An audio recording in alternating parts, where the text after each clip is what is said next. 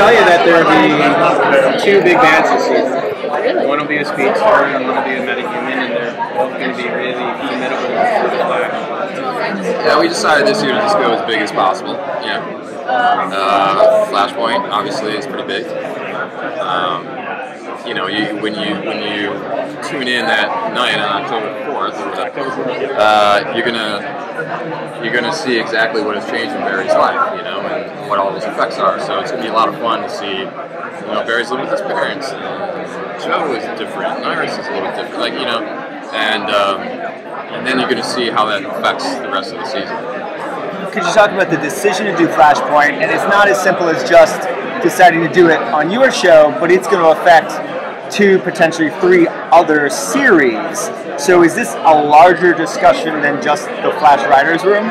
Yes, but we have the benefit of working with Greg Berlanti, who oversees all of the shows, and so he has all the stories in his head at one time, and he knows exactly how to move the specific pieces. And then, you know, I mean, we're in the same building with Mark Guggenheim and Wendy Miracle and Andrew Kreisberg and Ali Adler and Greg, and so we map it out together.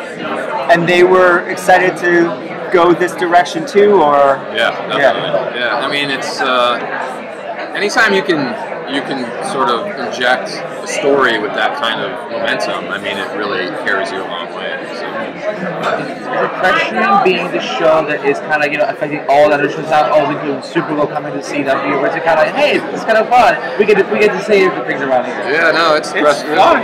It's fun, but there's a lot of pressure too. It's kind of like, oh, so wait, if we do this, then what happens over there? Yeah, I mean, it's a great challenge, exciting, and you know, we just hopefully we don't screw anything up. That's what you know. Can you talk about what it's like bringing in Tom and Tom's character and as well?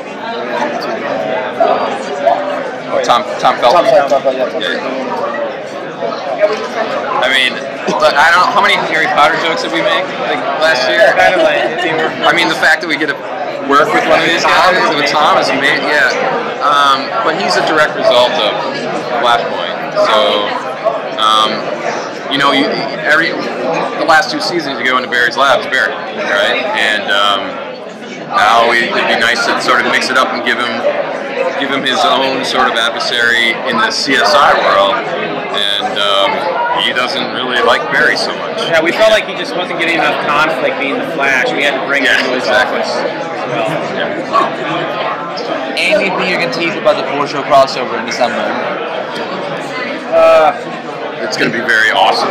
No, I mean, it'll be episode 8, as we've done, but I mean, it's still, I mean, look, it's 4 shows. Last year was 3. It's a huge undertaking, and you know, just from a scheduling standpoint alone, it's very difficult. And then to find a story that will organically weave itself through 4 shows, it's been a fun challenge. But right now we're like, that's Future Us's problem because we're shooting episode 2. So don't freak me out anymore about it. I'm just going to rip that. Who's ripping? Which character is going to be the most effective? Which characters are we going to see the most changes from? Oh, well, I mean, Barry, really. Yeah. I mean, it affects everybody, you know. I mean, Joe's still in it, but Joe wasn't Barry's adopted father anymore. And he didn't grow up with Iris West throughout this time. He had his parents, so all of his relationships are different. And it's just, and like he didn't have the Star Labs to go to, so his relationship with Cisco and Caitlin is different. So everything is different. There's like but they're still similar to who they are in the normal universe. But it's also emotionally, though, you know, those characters don't really know that it's changed, right? So for them, everything's normal, but Barry is the outlier there. So I think from an emotional standpoint, he's the one that's most affected by it. Since he's the only one who notices the changes, no one else does. Exactly. How is he going to deal with it? Is he going to try to find people like, he needs something different, and then not believe them, or try to convince them in some way? I mean, you will see certainly how you know, when we see him, when we pick up the story, he's been there for a while. So you see just not only who is different, but what his relationship is to all of the people that he's had before. So I would like too much to reveal too much.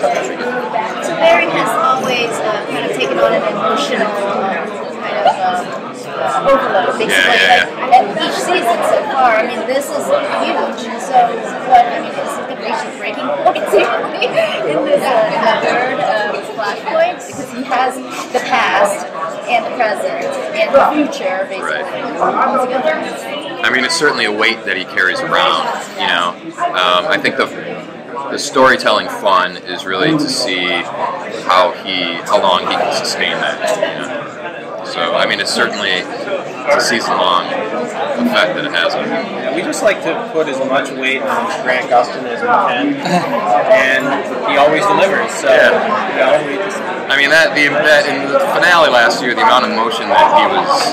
I mean, can you imagine spending 8 days being in that state of mind? You know, like. He's amazing. The guy's amazing.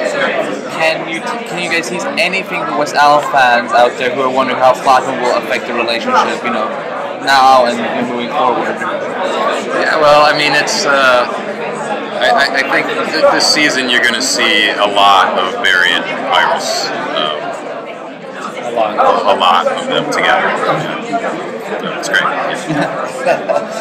Will we see the return of the real Jay Garrick? You will see. Anything's possible. Yeah. I mean, honestly, like that's the beauty of being on the show Flash. We can time travel. We can pretty much do anything that we can think of. It's a possibility. So tune in. And, I hate to say tune in, but yeah, I mean. Anything's possible. Are there any DC characters that are on your wish list to bring on the show at any time in any magazine? Oh, I mean, to me personally, it's the characters where you're like, there's no way we could make that ever happen. Like King Shark. King Shark. You know. That was a joy. I can't even tell you. The first time we saw the pictures from Armin, our visual effects, I was like, it's awesome. Is that it?